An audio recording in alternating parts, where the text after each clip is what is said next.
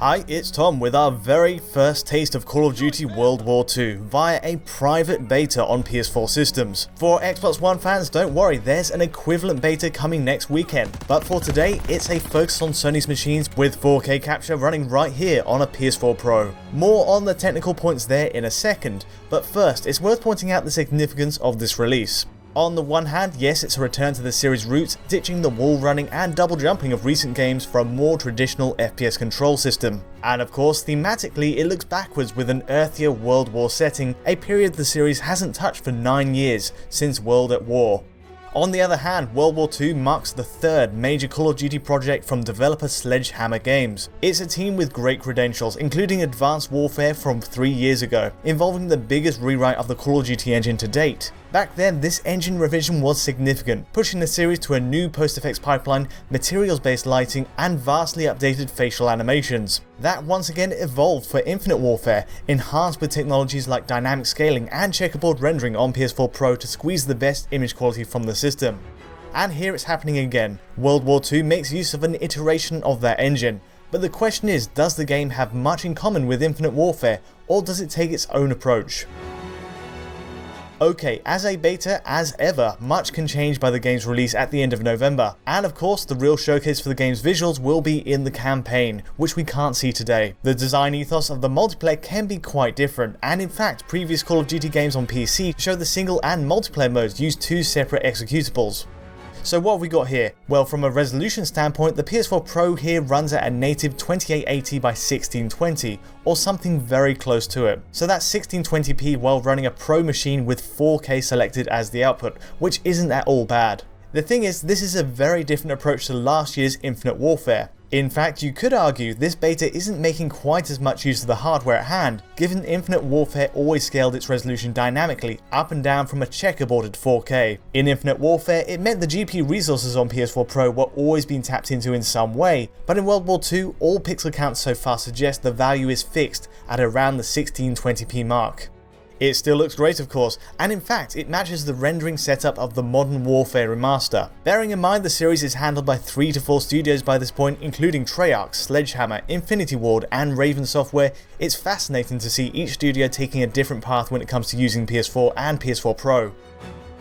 Looking past resolution, the engine features still have a huge overlap with what we got in Infinite Warfare. Photogrammetry is again used to give the game its material-based lighting, taking the physical properties of real-world weaponry and vehicles and translating that to the game engine. And even in multiplayer, we get a nicely implemented per-object motion blur and depth of field. To show the war-torn streets of Europe embroiled in World War, this maybe didn't justify a complete rewrite, but again, on a technical level, the multiplayer is just a sample of what we can expect from the campaign. There may be much more to Sledgehammer's work here which we just can't see yet. So that's PS4 Pro in 4K mode. It's a less impressive turnout for Pro owners running on 1080p screens though, where essentially it appears you get a straight 1080p resolution. All of which is to say the end image isn't as clean as you might hope, and there's still some visual noise from busy patterns like fences or grass. Case in point, if we now switch to a base PS4, image quality is largely the same, with similar levels of pixel crawl. Even so, you're getting a native 1920 by 1080 on this regular PS4, and it's only high contrast points, areas in the lighting buffer, that occasionally get missed by the game's anti-aliasing in either case. So from an image quality perspective, PS4 Pro is the way to go. But does that push to 1620p have much of an impact on performance compared to a regular PS4? Well, let's start with the 4K output on PS4 Pro first. The gist of it is Call of Duty's always been stubborn with its push for 60fps. It's not always been perfect, but certainly compared to the Battlefield series, it gets there most of the time. World War II follows that trend to a T, 60fps for most of the time on Pro, but with drops to 55fps when players activate alpha heavy kill streaks. Even in its beta state, this is very playable, and this is really plucking some of the most intensive moments from our captures, with grenades and mortar strikes.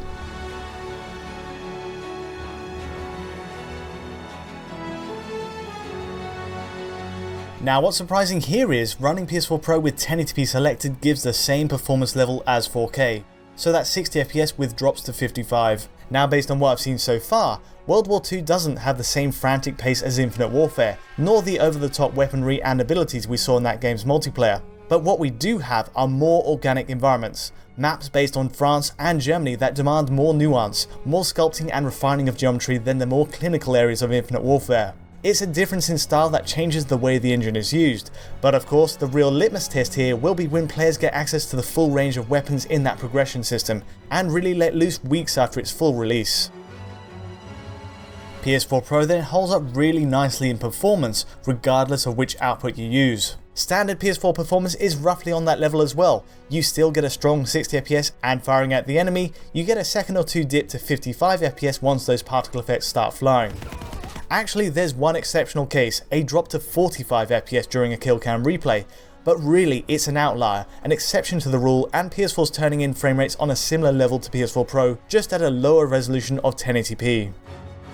For now, that's the technical setup in multiplayer then. There's still so much we don't know about Call of Duty World War II though, mainly with its campaign mode. Given Advanced Warfare's visuals and the standard of its motion capture, I'm expecting something really special from Sledgehammer Games once again here. There's just so much this team has proven it can do with this engine, and the weight of that World War setting is really tantalizing. Given the 3 years they've had to work on the project as well, for my money the single player may well end up overshadowing the multiplayer for once, but we'll just have to wait and see. Anyway, that's enough from me. If you did find this video useful in any way, don't forget to like and subscribe. And of course, if you fancy it, there's the source file to this 4K video on our Patreon at digitalfoundry.net. But until next time, thanks for watching.